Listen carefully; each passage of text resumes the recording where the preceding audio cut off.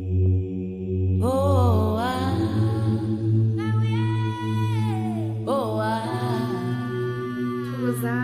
Camagwini. yeah. Welcome to your safe space, your healing space, a space where you can just be present in the here and now. So before we start, I've already cleansed the space though, but yes, there are those who are not gonna watch the other videos. I'm just kidding. So let's just cleanse the space, center yourself, ground yourself so that you can allow yourself to receive the messages that you need from this video, receive all the downloads that you need, and so that I can allow spirit to communicate through me and to you. I'm gonna put this back and let's get started. So today's video is about discernment. Why discernment, you may ask? So I decided to create a video about discernment, especially if you are only you're at the beginning of your spiritual journey. The reason why it's important to discuss this topic is it's so easy to get lost at the beginning. It's so easy to be, advised, in the wrong direction, to lose your way in between and to just get really confused by certain things and the messages that you're receiving, especially when you're just starting out. And I think it's even worse when you don't come from a background that practices or practices African spirituality, or even if they don't practice or is comfortable with consulting with African healers.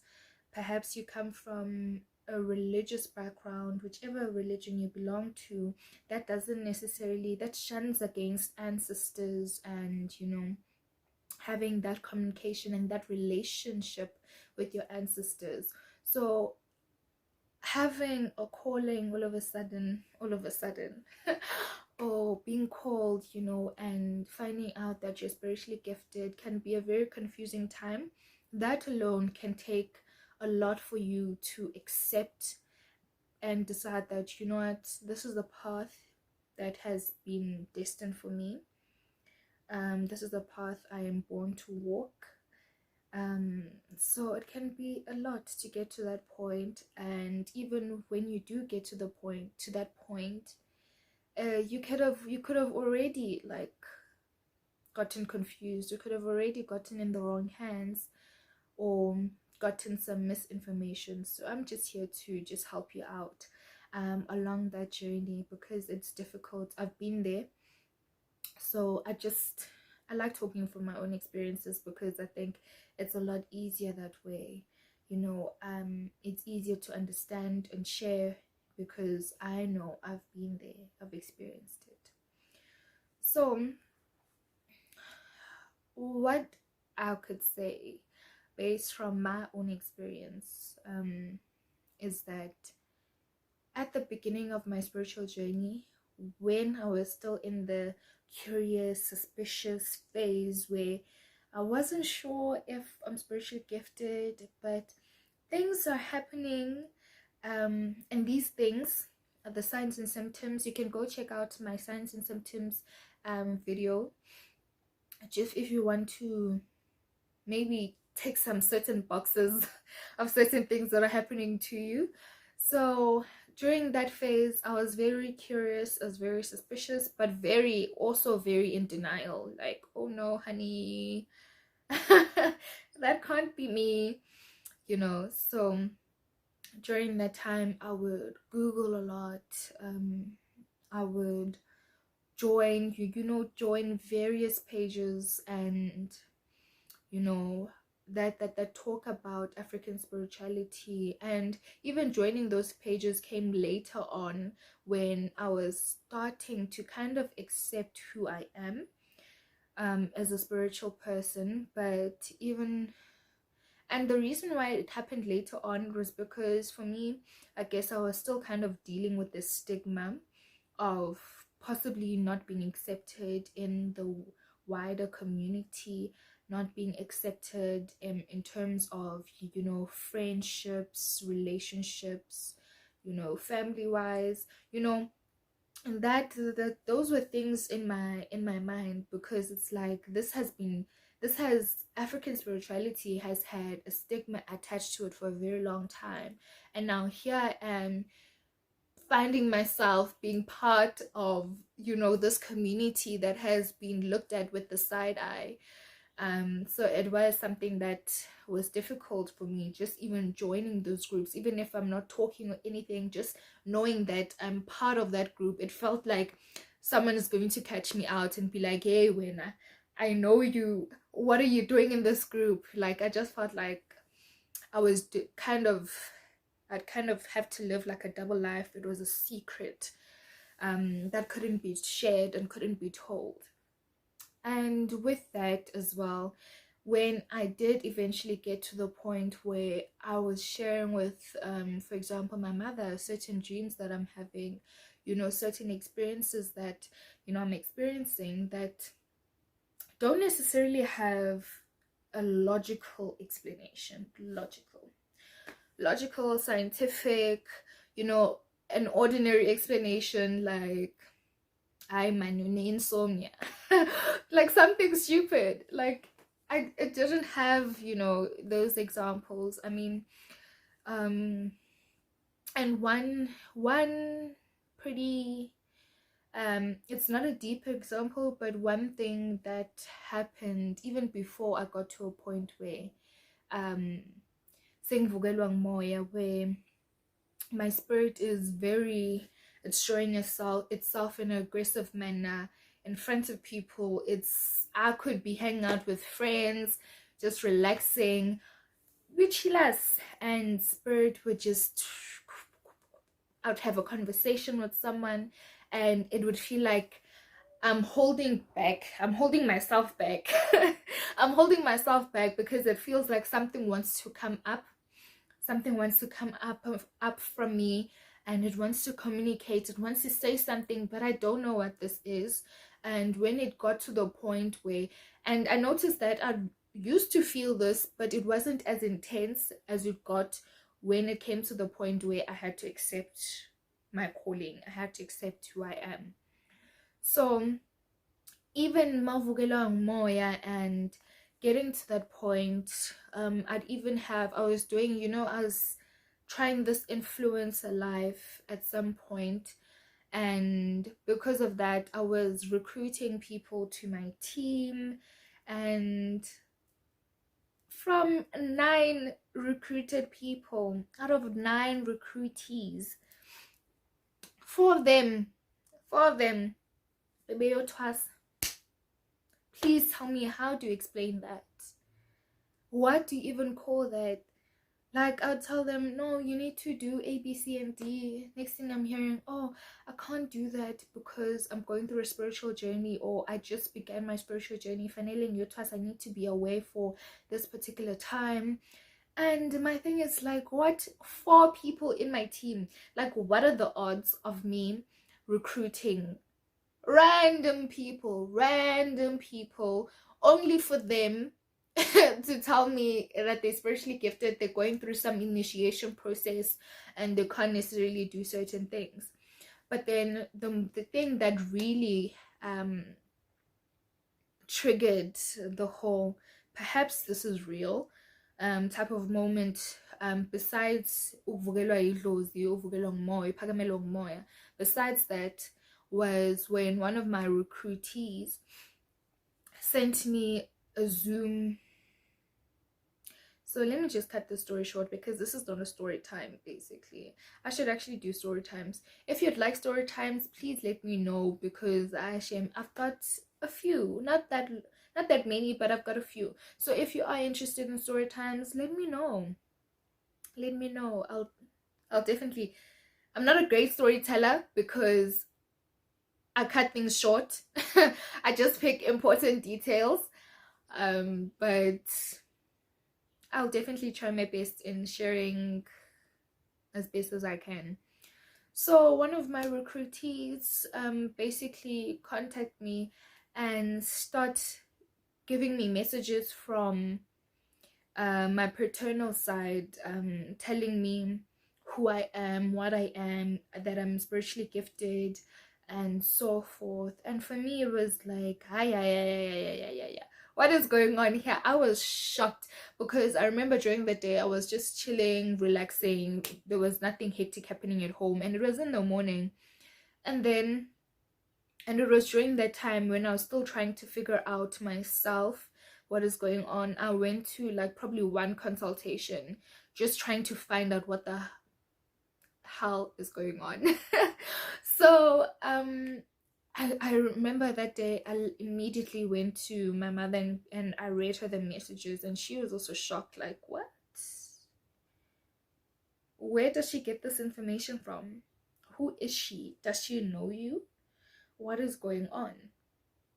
So that for me was also a sign that this is who I am. But with all that information, so if you're getting this, like in the beginning, like you're getting so many downloads, you're getting so much information, you're getting so many signs and symptoms, you're going through a lot, you're almost going through a sensory overload during the beginning, and you're trying to find someone to help you figure this out, someone to heal you, someone to help you just get this thing over and done with.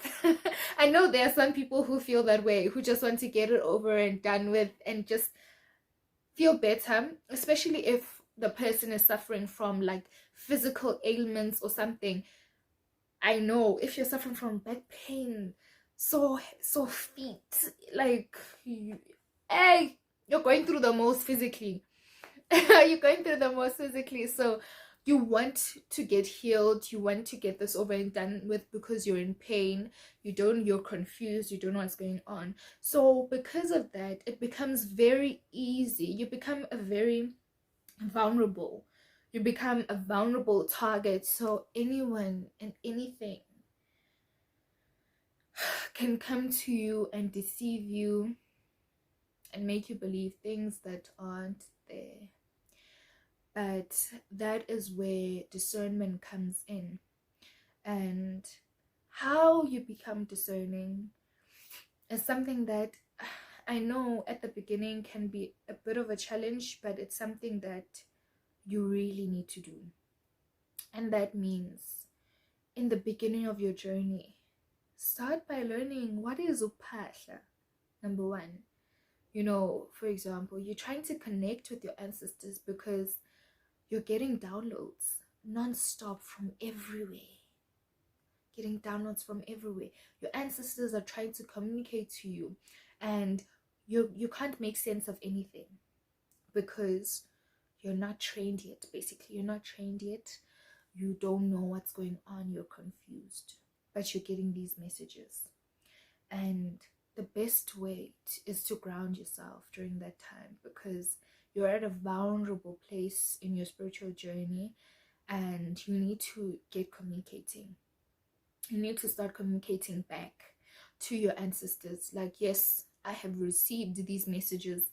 A, B, C, and D is happening. What is going on? How can I move forward from this? What do you want from me? What do you expect from me in this journey? Like, what does this message even mean? I think that at the beginning should be your very first point, should be the very first thing that you do before you even go and seek a healer. Because at the end of the day, healers are people. Healers are spirits in a human body. I'm so sorry I got interrupted. But healers are human too. And with a human, you never know. You can angeke confirm umuntu.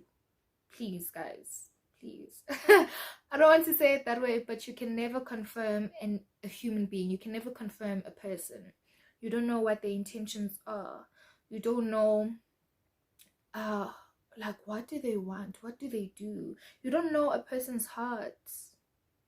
So the last thing you want to do is land in the wrong hands. The last thing you want to do is, when you're at a vulnerable place, land in the hands of someone who sees you before you even see yourself.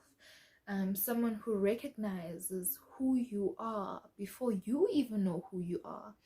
So it is important to start at communicating back to your ancestors first before you even go outside and communicate to someone wangaphandle, someone who's from outside, a healer from outside.